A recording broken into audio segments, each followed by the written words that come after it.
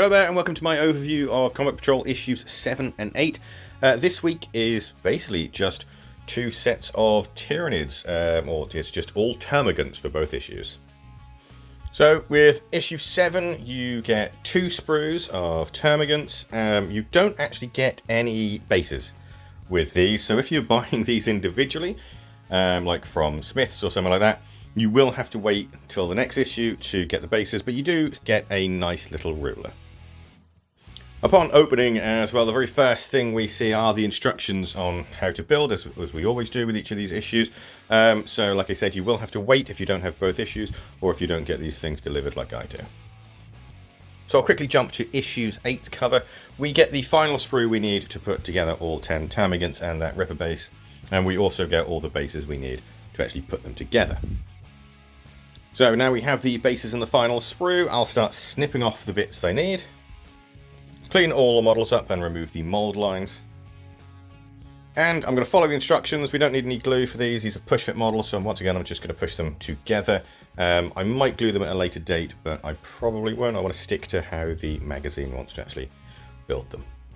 And there we are. That's the first 10 Tormagants and a Ripper Swarm that we're going to get with this whole Combat Patrol magazine series. We are probably going to get another 10 and a Ripper base later on at some point. That'll probably be sooner rather than later.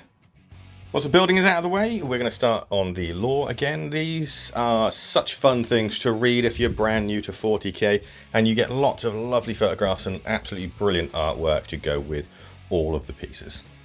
There's a little bit more than there normally would be in this issue, but I think it's because we're dealing with sort of 2 issues as one issue, if you understand what I mean, because of all the termagants. And of course, if you've just got this issue, you literally can't do anything until you get the next issue when it comes to putting them together.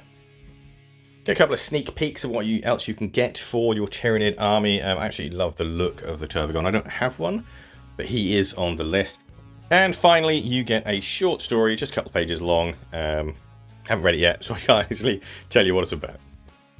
After that, we then go into more basic rules, such as using the actual ruler we got with the game, how to actually move the models sort of, from front to front rather than front to back, which some people do tend to do when they first start playing. We also learn about coherency and where you can move, as well as a little bit about weapons and sort of ranges for those weapons. And of course, the most important part, line of sight. From there, we go into our next scenario, which is called Waking the Swarm. Not entirely sure why. We're not really got a swarm. We're just actually using the Barb Gaunts this time and the Infernus Marines. This scenario is pretty much the Barb Gaunts stay still, the Space Marines move, and both shoot at each other, and it's whoever wins, wins. So we'll get our data cards. Really love the fact they actually include these things. They're super handy, and we'll gather our models. Like I said, it's the Infernus Marines that we got a few issues back. And of course, we'll gather our Barb Gaunts as well. Now mine might look a little bit funny because I'm doing a method called Slap Chop. I haven't actually got round to actually doing the main painting of it yet, and this is just like the precursor to the actual painting.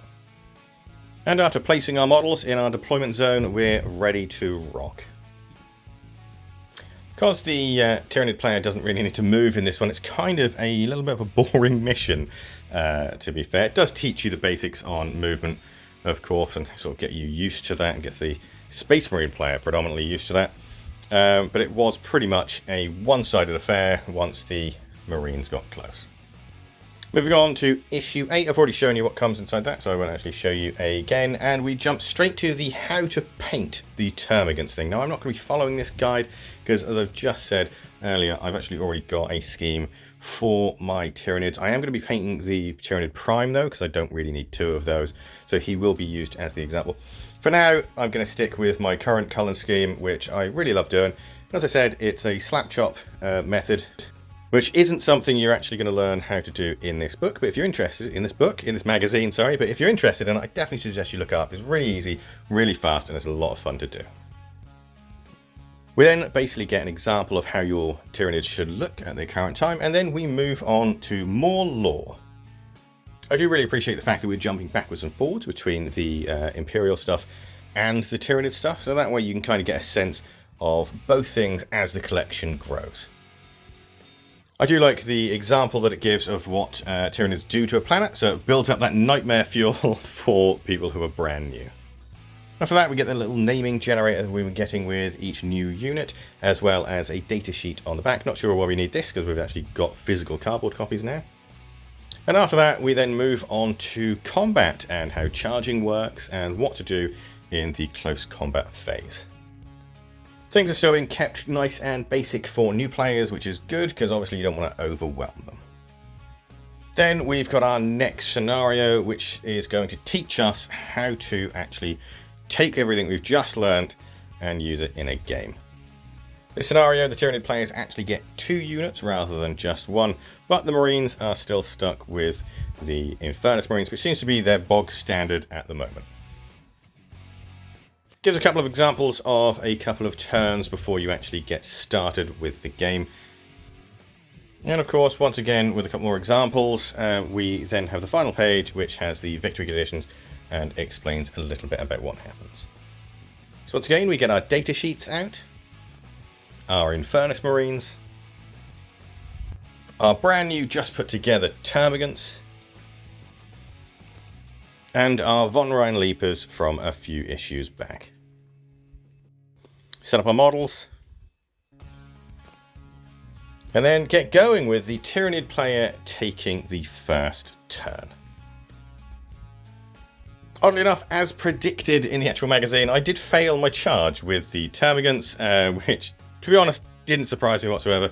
I have been rolling pretty bad with everything all night. Lots of 1s and 2s across the board. In the end, though, basically because of sheer numbers, the Tyranids were finally victorious. And then finally, we've got a sneak peek for the next 2 issues. Issue number 9 comes with some paints, by the look of things, Retributor armor and Abaddon Black.